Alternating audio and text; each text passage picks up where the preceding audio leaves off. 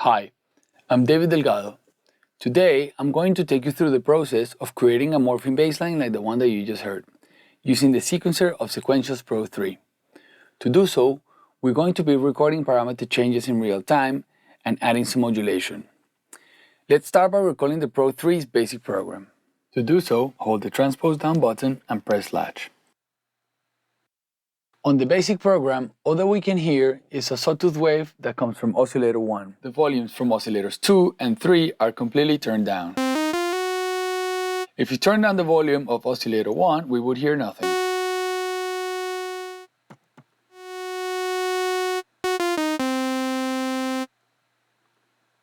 Let's go ahead and look at the Pro 3's sequencer section.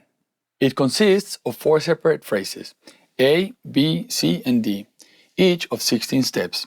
Alternatively, you can have a phrase of up to 64 steps when you link all the phrases together.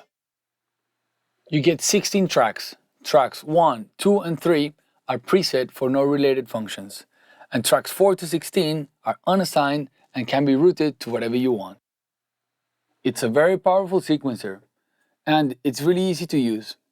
To start with, all we have to do is press the record button, and we're ready to go. Every time you hit a key, one of the step sequencer's LEDs lights up, meaning that a step has been recorded. It sets its pitch and its velocity according to what you play. We get 4 different directional play modes: forwards, backwards, forwards and backwards, and random.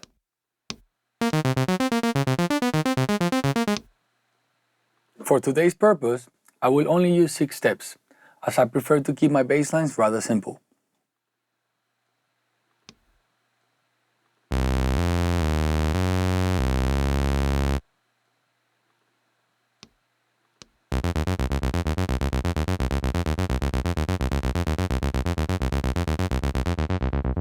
As it is right now, it sounds to me a little bit too much like an arpeggio, and this is not the sound that I'm looking for. So instead of having 6 steps, all of equal length, why don't we go ahead and make up some ties so that we can have some shorter and some longer steps. Ties allow you to increase the duration of a note in a sequence. To add a tie, simply press and hold the step button where you want the tie to start, and then press the button where the tie will end.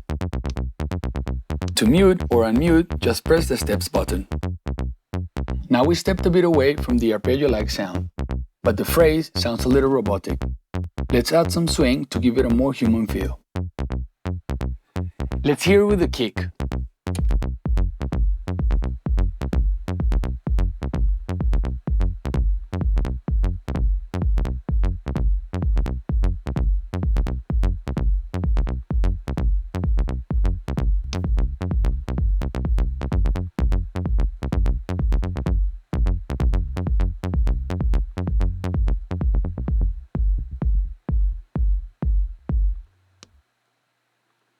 I'm going to enable the velocity response on both amplifier and filter envelopes in order to give the phrase more movement and make it more dynamic by changing the different velocity values.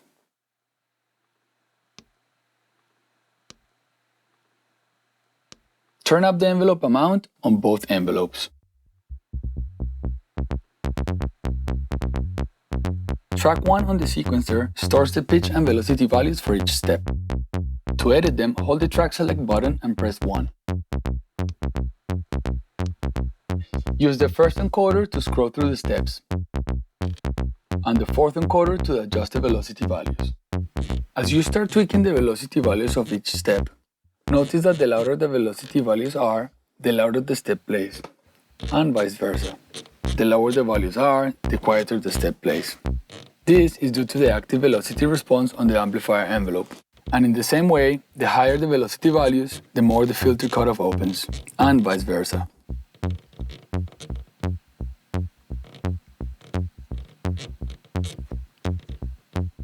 Now it definitely sounds a lot more dynamic. We can appreciate this a lot better if we set the playback to random. Now let's add some resonance and give it some drive to add more punch.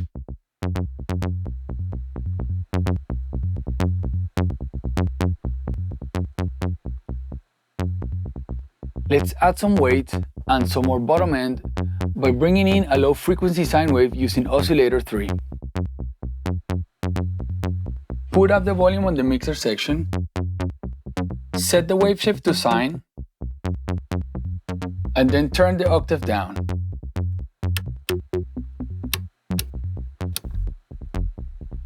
With the Pro 3, we can record real-time parameter changes.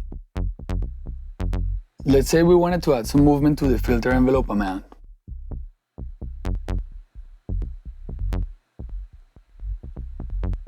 Simply hold the record button on the sequencer section and move the desired parameter. Just like we did with the velocity, we can also edit the parameter changes. This time, the parameter values have been stored on track 5.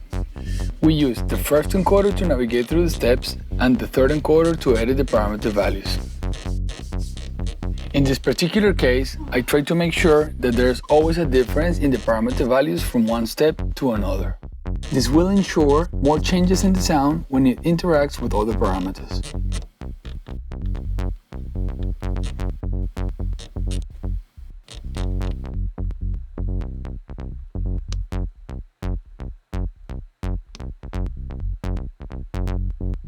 To take this a step further, let's make use of the Pro 3's extremely powerful modulation capabilities. When it comes to synthesizers, I think one of the most important things is the modulation. And I think that the Pro 3 has got a lot of it and it's really easy to use. Let's say we want to modulate the resonance using LFO1. To do so, we press and hold the source button, click on LFO1. As you can see, LFO1 appears as the source. To specify the destination, click and hold the destination button, and then move the resonance knob. Now let's give the LFO some amount. First I'm going to exaggerate it so you can hear it easier.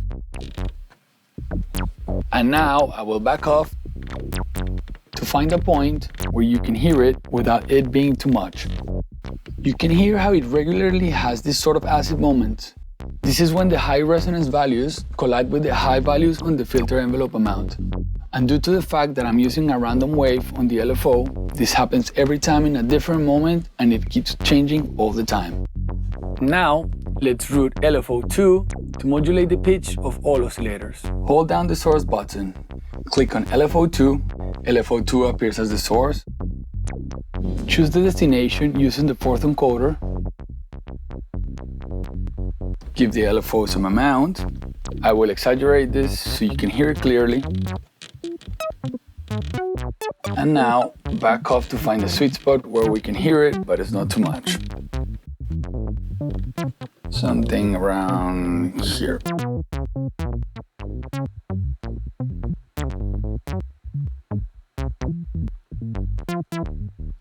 Okay, finally everything is moving. We have our modulation using the LFOs. We have our recorded parameter changes.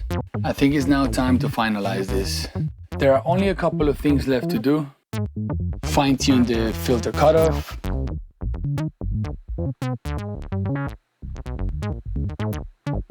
Fine-tune the filter envelope amount, just so that it moves. You can hear when it jumps, it gets a little bit acid. Not too much, not too crazy, but that's obviously up to you to decide. Last adjustment to the filter resonance.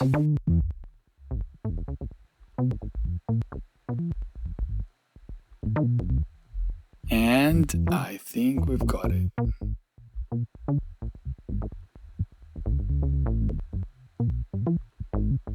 So here's our morphing baseline. As you can hear, the sequencer is playing a phrase that is constantly changing over time. This is due to the playback being set to random, the recorded parameter changes, and the modulation that we've added.